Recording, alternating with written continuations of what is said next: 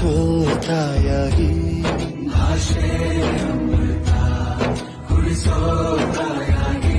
ಭವಿಷ್ಯ ಬರೆವಂತ ತಂದೆ ನೋವಾಗಿ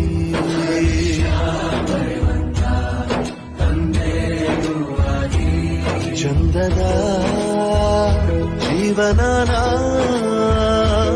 ನೀಡಿರೋ ಗುರುಗಳು ನಮ್ಮ ಗುರುಗಳು